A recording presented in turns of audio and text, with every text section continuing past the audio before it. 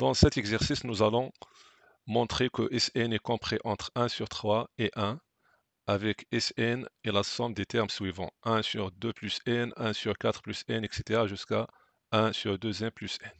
Pour cela, nous allons écrire Sn sur notre forme qui est simple. Donc, puisque Sn est une somme, donc il s'agit de sigma. De sigma de termes qui sont de forme 1 sur un entier plus n. Ces entiers, ce sont 2, 4, 6 jusqu'à 2n, donc ce sont des entiers pairs. Alors, s'écrivent sous forme de 2k, avec k varié de 1 jusqu'à n. Maintenant, nous allons encadrer 1 sur 2k plus n.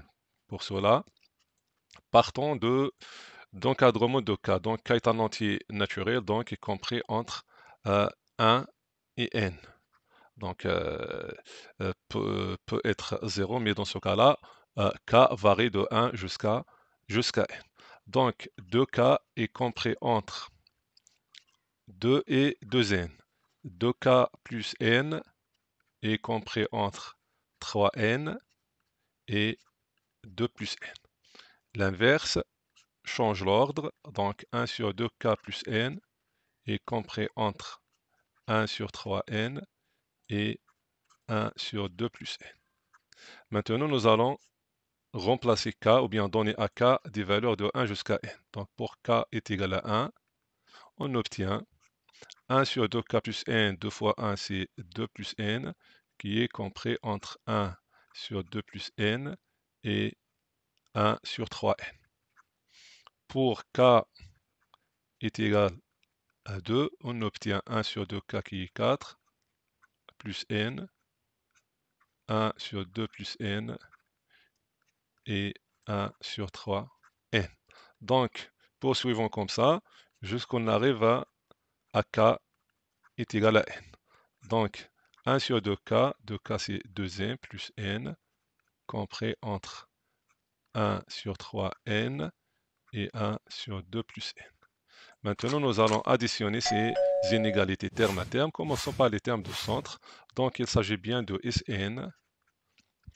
Donc, 1 sur 2 plus n plus 1 sur 4, etc. Donc, c'est Sn.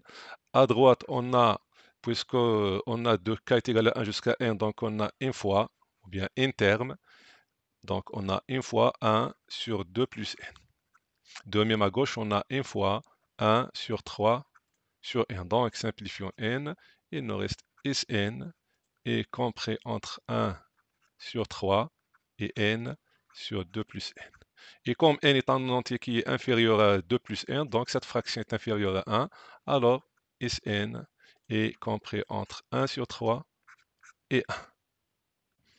Pour la deuxième question, on a calculé la limite de Sn avec n tend vers plus l'infini.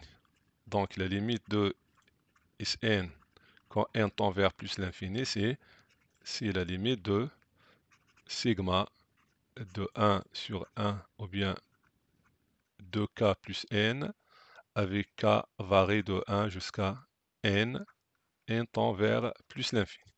Donc nous allons factoriser à l'intérieur de sigma, donc factoriser par n, donc on a n fois 1 plus 2k divisé par n. K varie de 1 jusqu'à n et n tend vers plus l'infini. Donc, puisque 1 sur n est constant, doit sortir de sigma. Donc, on a limite de 1 sur n, sigma de 1 sur 1 plus 2k sur n, k varie de 1 jusqu'à n et n tend vers plus l'infini. Maintenant, on va changer la variable, on pose x est égal k sur n. Donc, puisqu'on a sigma, ça devient intégrale de 1 sur 1 plus, remplaçons k sur n par la nouvelle variable qui est x, donc on a 2x, d de x. Cherchons la borne inférieure, donc la borne inférieure c'est x1 qui correspond à la limite de, k, donc à remplacer k par 1, donc c'est la limite de 1 sur n, quand n tend vers plus l'infini, donc est égal à 0. De même pour la borne supérieure, correspond à la limite de remplaçons k par n, donc n sur n c'est 1, donc est égal à 1. Maintenant, on constate qu'on a la dérivée de 1 plus 2x c'est 2, donc on va diviser par 2 et multiplier fois 2, d de x. Donc c'est 1 sur 2, de 0 vers 1.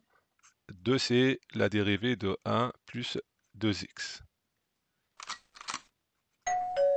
d de x. Donc la primitive de 1 plus 2x, la dérivée sur 1 plus 2x, c'est ln de la valeur absolue de 1 plus 2x. Et puisque x est positif, donc 1 plus 2x est positif, donc ce n'est pas la peine de mettre le symbole de valeur absolue. Donc on a 1 plus 2x, de 0 vers 1. Donc ça nous donne 1 sur 2. Nous allons remplacer x par 1. Donc 1 plus 2, etc. Donc c'est 3. Alors c'est ln de 3.